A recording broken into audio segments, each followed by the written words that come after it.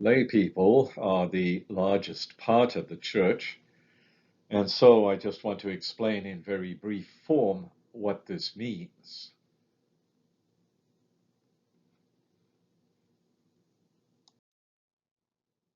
To start with, lay people are those who are not ordained, and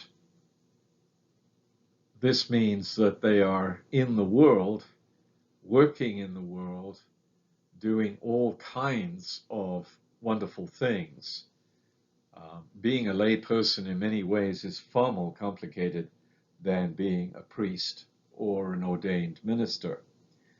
So let's appreciate that this really means we're talking about a group of people who are in the world and have to make out their mission in the world.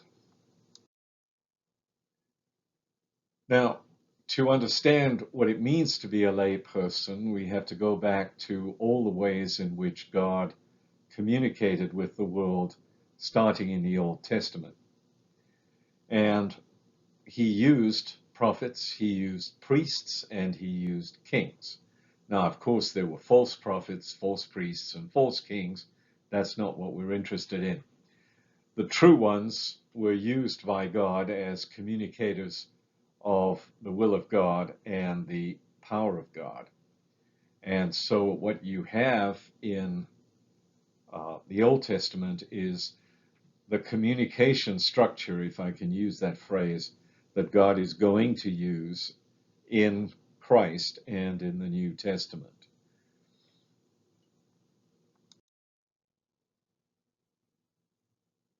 Now, lay people therefore have to be understood as participating in this powers of prophet, priest, and king, which got fulfilled in Christ and thereafter remains with the church as the power and presence of Christ.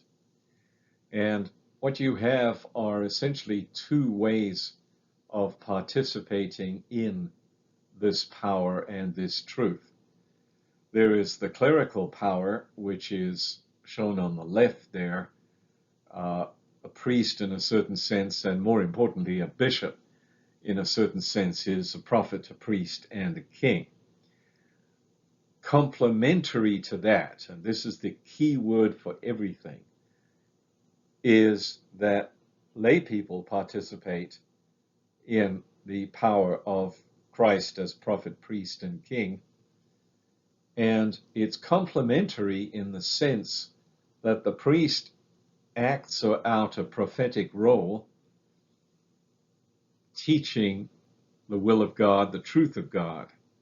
And lay people participate in the prophecy by hearing it, first of all, and then by expressing it in the world in their own creative and unique ways.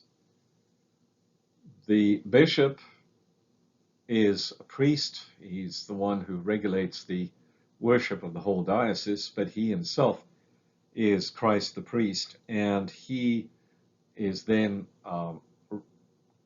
corresponding to him, rather, is the role of the layperson as priest, where first of all they take part in what the priest, bishop, is doing in worship. And they hear that and give their spiritual sacrifice, their spiritual assent to it.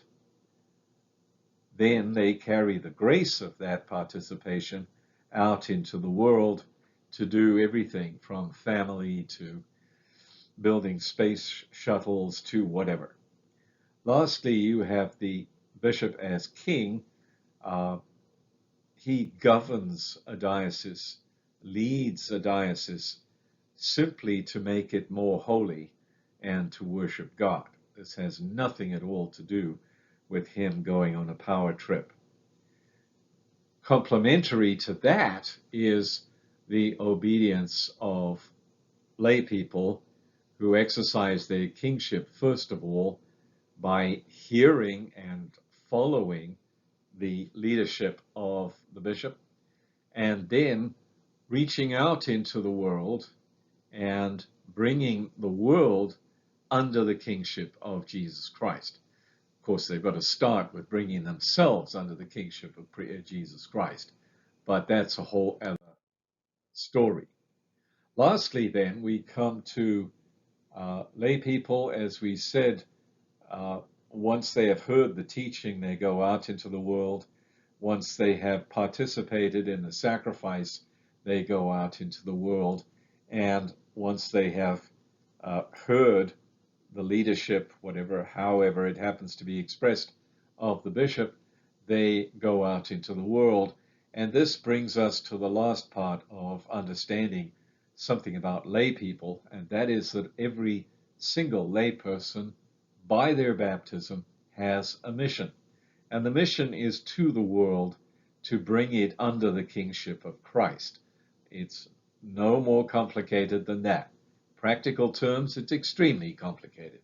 But in theological terms, it's simply everybody has a mission, and they are guided and helped and spiritually fed by the clergy, and they go out into the world to bring the world under the kingship of Christ. So God bless you.